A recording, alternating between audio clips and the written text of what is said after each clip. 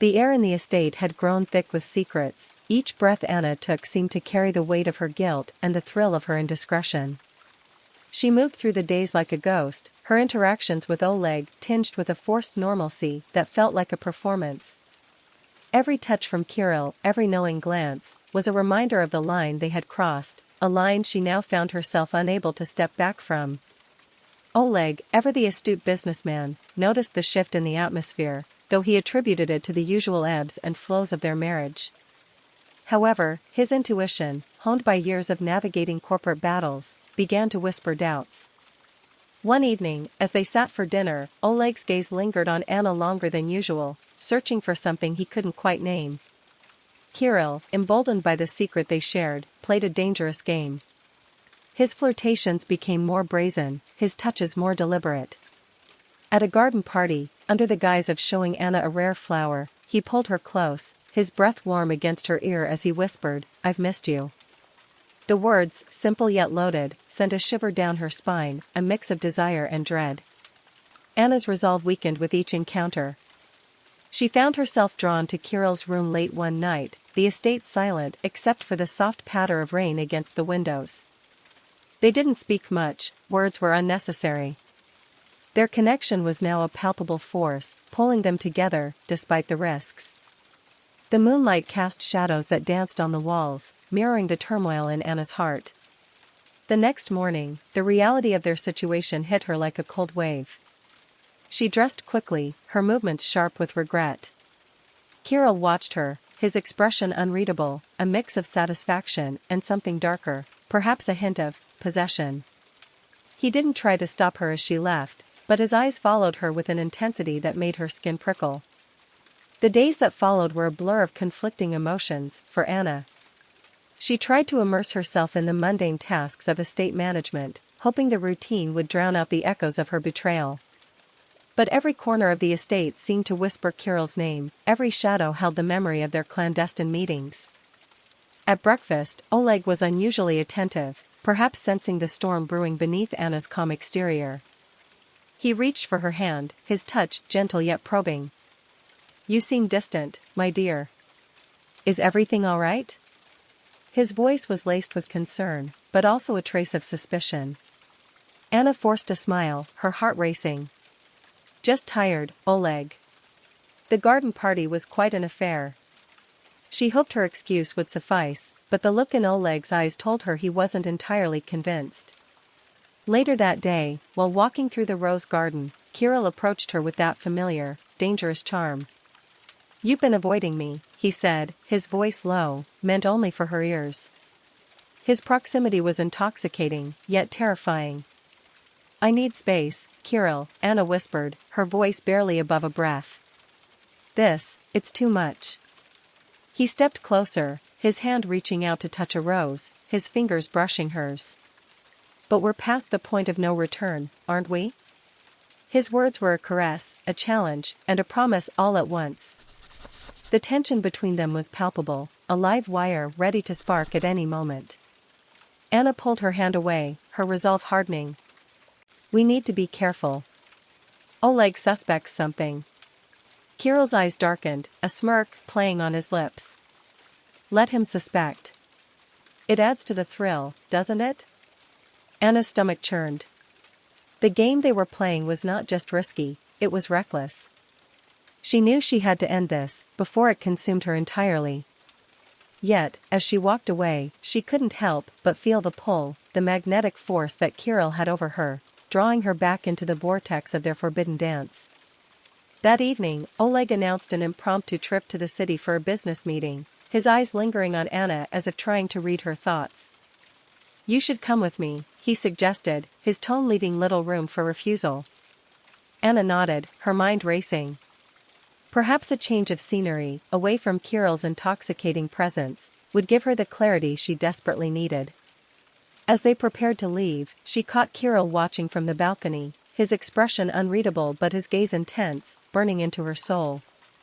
The drive to the city was quiet, the silence between Anna and Oleg heavy with unspoken questions. Anna stared out the window, the landscape blurring past, much like her thoughts. She knew she was at a crossroads, not just in her marriage, but in her very identity. The woman who had always prided herself on her loyalty and integrity was now a stranger to herself, caught in a web of desire and deceit. As they entered the city, the lights and sounds seemed to mock her internal chaos. She needed to decide, to choose between the safety of her marriage and the wild, passionate storm that Kirill represented. But as the car pulled up to their hotel, the only thing clear to Anna was the uncertainty of her heart. In the hotel room, the silence was deafening. Oleg had excused himself to take a call, leaving Anna alone with her thoughts. The city lights filtered through the sheer curtains, casting a soft glow that did little to illuminate the darkness within her. She sat on the edge of the bed, her fingers tracing the luxurious fabric of the duvet, each thread seeming to weave her into a tighter knot of confusion. The room felt like a cage, the walls closing in with every tick of the clock. Anna's mind wandered back to the estate, to Kirill's room, to the forbidden moments that now haunted her every waking thought. She remembered the way his eyes had followed her as she left, a silent plea or perhaps a challenge. The memory was both a comfort and a torment. Oleg returned, his presence filling the room with an air of expectation. He loosened his tie, his movements methodical, as if preparing for a confrontation. "Anna," he began, his voice steady but with an undercurrent of tension, "I've been thinking. We need to talk." Her heart skipped a beat. Was this the moment he would confront her? She braced herself, her mind racing for an excuse, a lie, anything to deflect the truth. "Yes, Oleg," she managed, her voice sounding foreign to her own ears. He sat beside her, his weight causing the bed to dip slightly. "I've noticed you've been different lately. Distant. I thought perhaps the city might help, but I see now it's more than just fatigue." Anna's breath caught in her throat. The moment of truth was upon her, yet she found herself unable to speak, the words of confession or denial stuck like a stone in her chest. Oleg continued, his gaze fixed on the carpet. "I've been too absorbed in my work, neglecting what's truly important. I want to make amends, Anna. I want us to reconnect, to find our way back to each other." Relief washed over her, but it was tinged with guilt. Here was her husband, offering reconciliation, while she harbored secrets that could shatter their world. "Oleg, I appreciate that," she said, her voice a whisper, "but there are things you don't know." He looked at her then, his eyes searching hers for the truth. "Tell me, Anna. Whatever it is, we can face it together." The invitation to confess was there, laid bare before her. Yet, the fear of losing everything they had built together, the fear of the unknown, held her back. "It's just. I've been feeling lost, Oleg. I need time to find myself again," she said, opting for a half-truth. Oleg nodded, his expression softening. "Then let's take this time to rediscover each other. We'll stay here, away from the distractions of the estate, just you and me." The next few days were a blur of business meetings for Oleg and forced intimacy for Anna.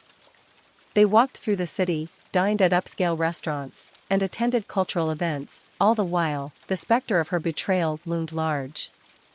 Each moment with Oleg felt like a performance, her laughter hollow, her smiles strained. Back at the estate, Kirill's absence was palpable.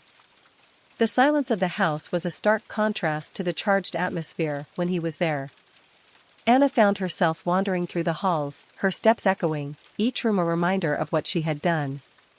One evening, unable to bear the solitude, she ventured into the garden, the night air cool against her skin. The stars above seemed indifferent to her turmoil. She sat on a bench, her thoughts a tangled mess, when her phone vibrated.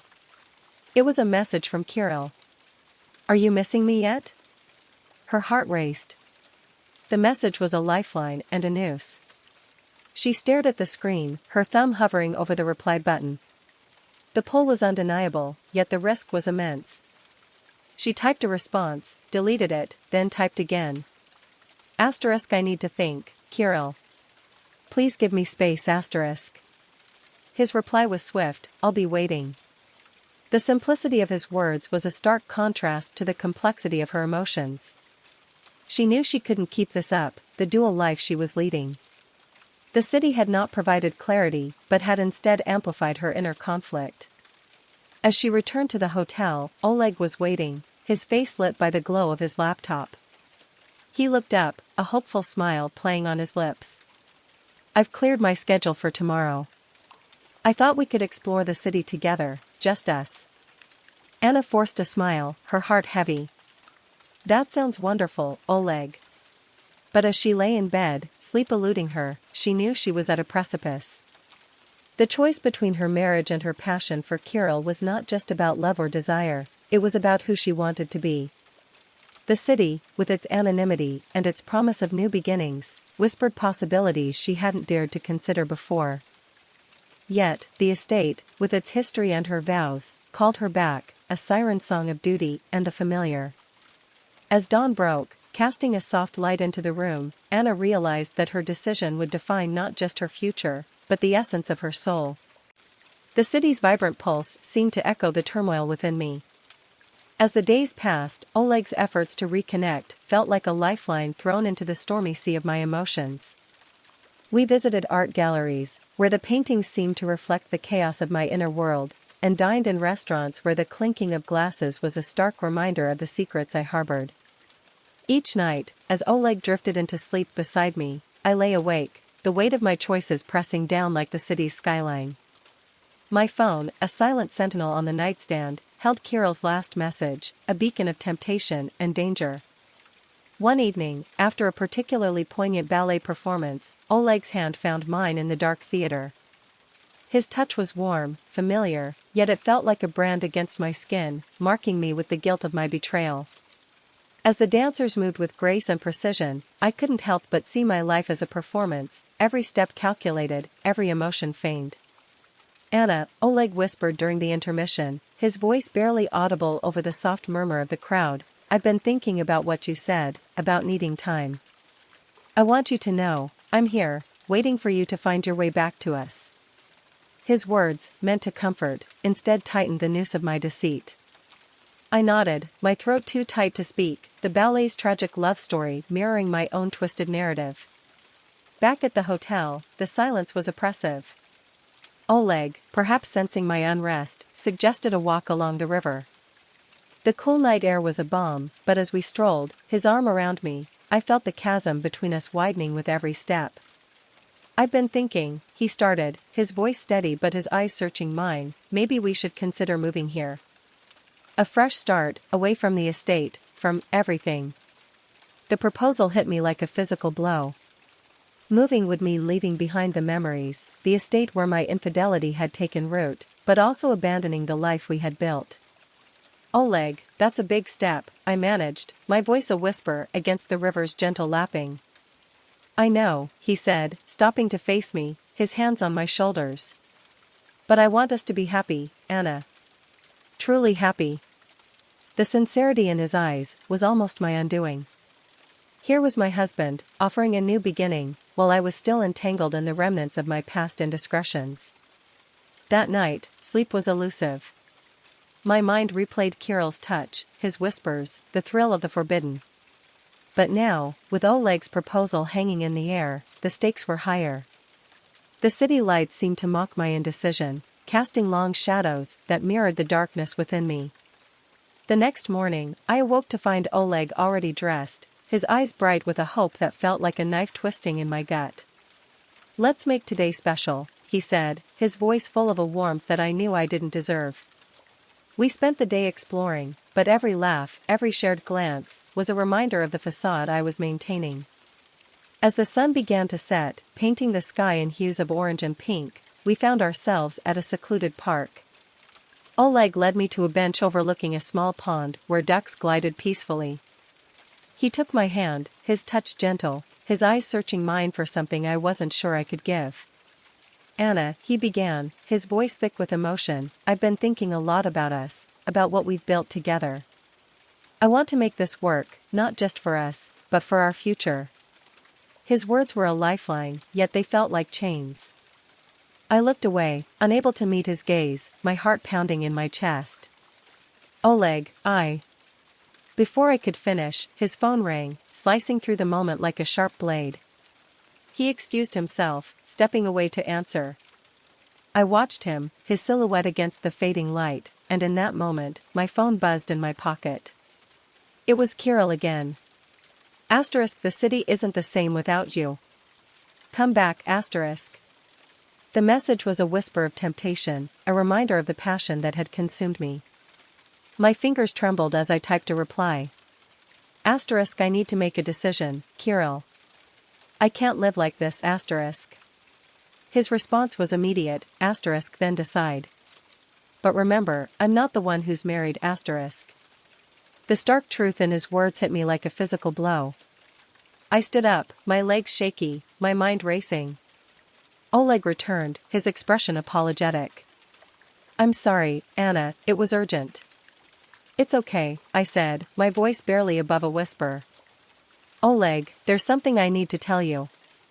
His face changed, a flicker of fear passing through his eyes. What is it? I took a deep breath, the words heavy on my tongue. I've been unfaithful. The silence that followed was deafening. Oleg's face drained of color, his eyes searching mine for any sign that this was a cruel jest. But the truth was etched in every line of my face, in the tears that now streaked down my cheeks. With whom? His voice was a whisper, a storm brewing beneath the calm. Kirill, I confessed, the name tasting like bitter regret on my lips.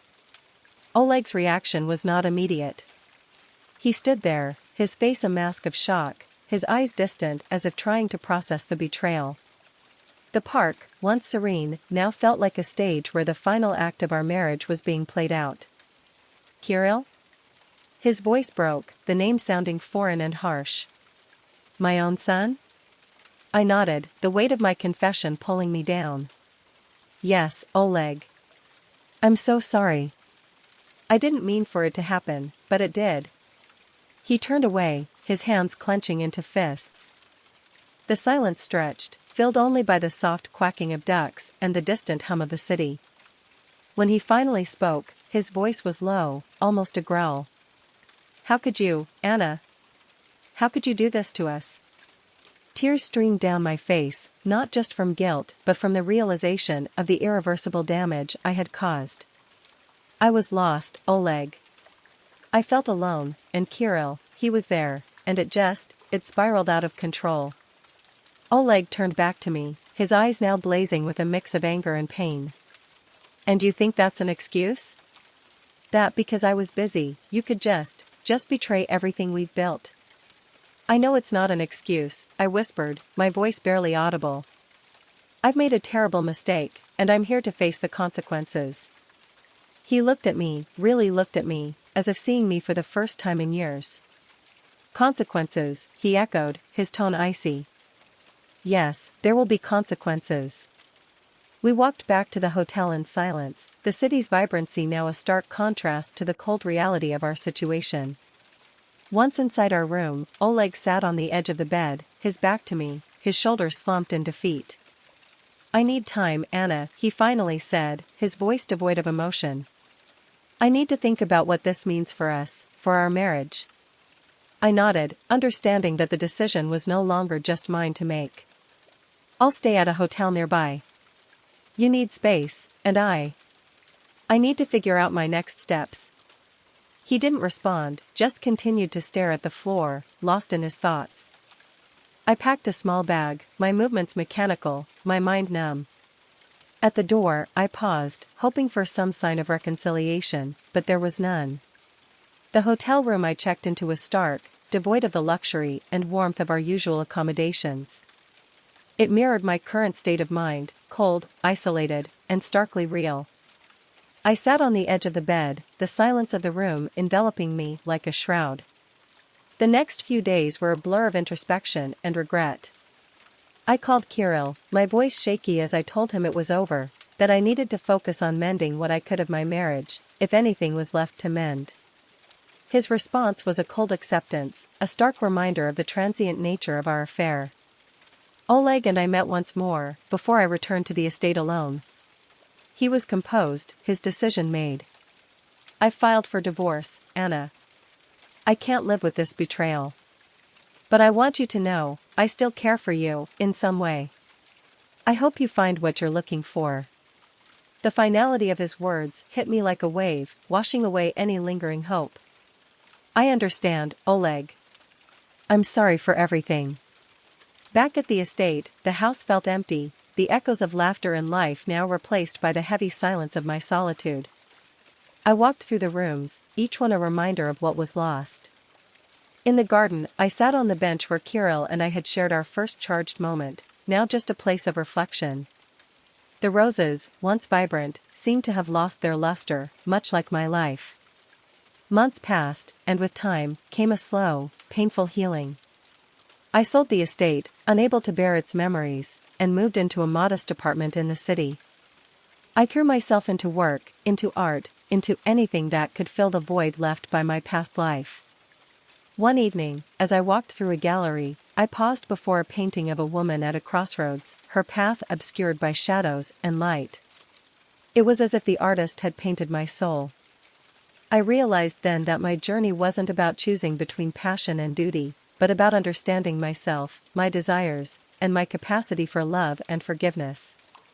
The affair with Kirill wasn't just a betrayal of my marriage, it was a betrayal of myself, of my values, and my integrity. As I stood there, the gallery lights dimming around me, I felt a sense of closure. Not the closure of forgetting, but of understanding. I had made my choice, not for Kirill or Oleg, but for me. I chose to rebuild, to learn, and to move forward, not as the woman I was, but as the woman I was becoming. The story of my infidelity was not just about the betrayal, it was about the journey back to myself, a path fraught with pain but also with the promise of redemption. And as I left the gallery, stepping into the cool night air, I knew that while the past would always be a part of me, it would no longer define me. I was at peace, not with what I had done, but with who I was becoming.